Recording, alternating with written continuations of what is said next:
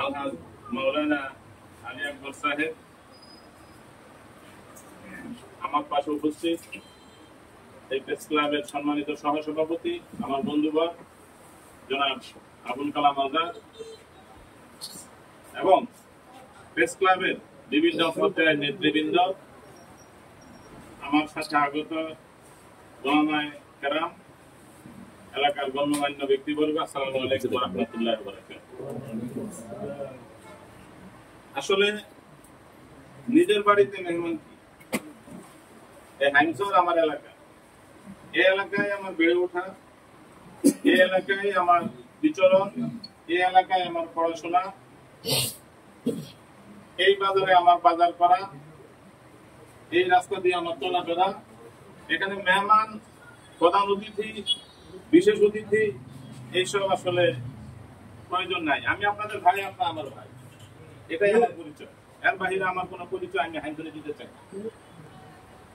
যখন চাঁদপুর থেকে আমি রওনা করি, আমি আমার ড্রাইভারকে বলি যে তুমি গাড়ির স্পিডটা কমিয়ে দাও, যেন আমার গাড়ির চাকার বাড়িতে কোনো পানি বা কোনো ময়লা যেন আমার এই এলাকার কোনো মানুষের গায়ে না লাগে।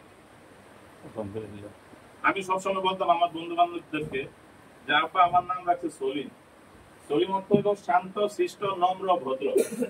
আমার যেন এই নামের সার্থকতাটা ঠিক থাকে।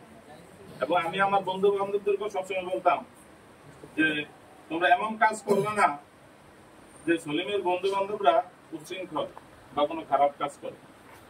আসলে এখনো দোয়া কবুলের সময়। আমরা আমাদের মাঝে যারা মৃত্যুবরণ করেছে, যারা আমাদের মাঝ থেকে চলে গেছে, আমাদের জন্য কাজ করে, তাদের জন্য আমরা দোয়া করবো। এখন বেশি কথা বলার সময় নয়। তো আমি এরশাদ বিরোধী আন্দোলন থেকে 1990 সাল থেকে আমি হাইজত তাবদীলের জন্য কাজ করি। হয়তো কেউ জানেন, কেউ জানেন না। যারা আমার বন্ধু বান্ধব ওনারা জানেন। আমি যখন ছোট ক্লাস 6-7 পড়ি, তখন আমি রমজানে 1 টাকার মুড়ি, 8 আনা দামের পেঁয়াজ দিয়ে ইফতার পার্টি করার লোক। অনেকেই জানেন। আমি তখন থেকে সমাজের জন্য কাজ করি। ইনশাআল্লাহ এখনো করার চেষ্টা করি। হয়তো সরাসরি না করতে পারলেও আমার প্রতিনিধি আছে, প্রতিনিধির মাধ্যমে আমি কাজ করি। তো আমরা সবাই মিলে আমরা হাইজনকে গড়বো, হাইজনের জন্য কাজ করবো, চাঁদপুরের জন্য কাজ করব। আমরা দুনিয়াতে আসলাম, আবার চলে গেলাম। এই যদি হয় আমাদের সিম্পল পরিচয়, তাহলে আল্লাহ আমাদেরকে আশরাফুল মাখলুকাত হিসেবে দুনিয়াতে প্রেরণ করছে, তাহলে তো এটা সার্থকতা হয় না। আমাদের আরো কিছু কাজ আছে।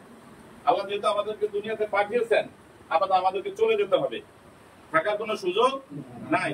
তাহলে এই আসা যাওয়ার মাঝখানে যে সময়টা, এই সময়টা যদি আমরা ভালো কাজের মাধ্যমে ব্যয় করি, মানুষের কল্যাণে ব্যয় করি, মানুষ মানুষের জন্য, আমরা যে মানুষের কোনো কাজেই না আসি, তাহলে আসলে আশরাফুল মাখলুকাত হিসেবে দুনিয়াতে এসে আমাদের সার্থকতা হলো না।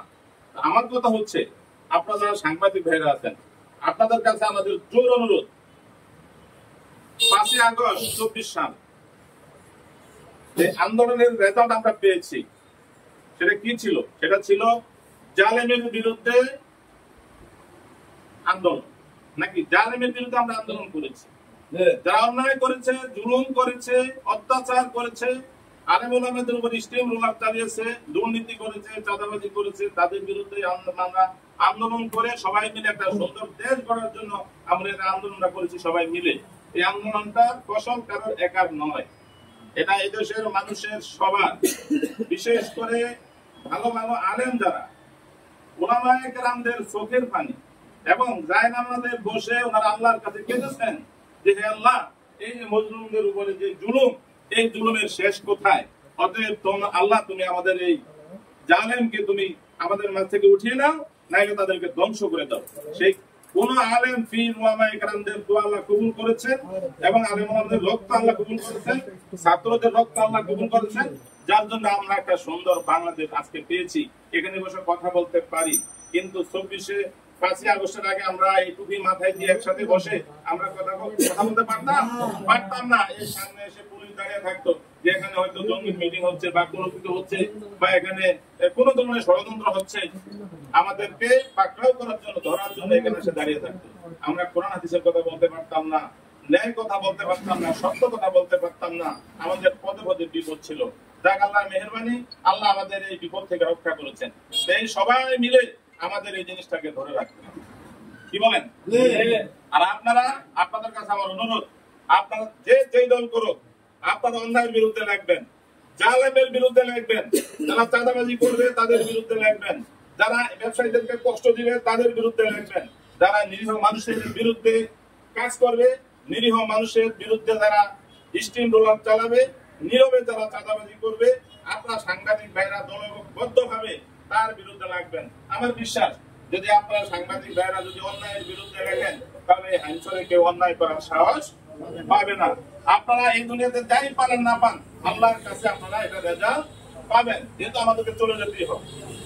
আমার কথা হচ্ছে, আপনারা আপনাদের কথাবার্তা আপনারা লেখেন। শহীদ প্রেসিডেন্ট জিয়াউর রহমান বিএনপি প্রতিষ্ঠা করেছিলেন সকলকে নিয়ে দেশটা গড়ার জন্য, সকলকে নিয়ে বহুদলীয় গণতন্ত্রের মাধ্যমে এই দেশটা গড়ার জন্য বিএনপি প্রতিষ্ঠা করেছিলেন।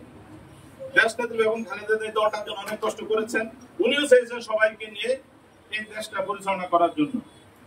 ঠিক তেমনি ভাবে তার এই পরস্পরায় আমাদের ভারপ্রাপ্ত চেয়ারম্যান জনাব তারেক রহমান সাহেবও চাচ্ছেন যে সবাইকে নিয়ে এই দেশটা সুন্দরভাবে পরিচালনা করার জন্য, যাতে করে এই দেশের মধ্যে কোনো জুলুমবাজি থাকবে না, কোনো চোদাবাজি থাকবে না, কোনো অন্যায় থাকবে না, দুর্বলের উপর সবলের অত্যাচার থাকবে না। উনিও ঠিক সেভাবেই লন্ডন থেকে অনেক পরিশ্রম করে, অনেক কষ্ট করে বার্তা দিচ্ছেন। সেই বার্তা আমরা সারা বাংলাদেশে বাস্তবায়ন করার জন্য চেষ্টা করছি। আপনারাও সবাই মিলে আমাদের নেতা জনাব তারেক রহমানের সেই বার্তাকে বাস্তবায়ন করার জন্য চেষ্টা করবেন। ন্যায়ের পক্ষে কথা বলবেন, ন্যায়ের পক্ষে কথা লিখবেন, জালেমের বিরুদ্ধে লিখবেন। আপনারা দেখবেন হাইমচরের সবাই আপনাদের পক্ষে আছে। এই আশাবাদ ব্যক্ত করে আমি আপনাদের সংক্ষিপ্ত আমার কথা শেষ করছি। আসসালামু আলাইকুম রাহমাতুল্লাহি ওয়া বারাকাতুহু। আচ্ছা, আলহামদুলিল্লাহ। ফারুক ভাই যেহেতু সভাপতি, আপনি আমার সাথে যোগাযোগ করবেন, আমি খুব দ্রুত, যাতে করে এই মুরব্বীদের দাঁড়িয়ে থাকতে না হয়, সবাই যাতে সুন্দরভাবে বসতে পারে, বসে না থাকতে পারে, আমি 50% দিয়ে দেব।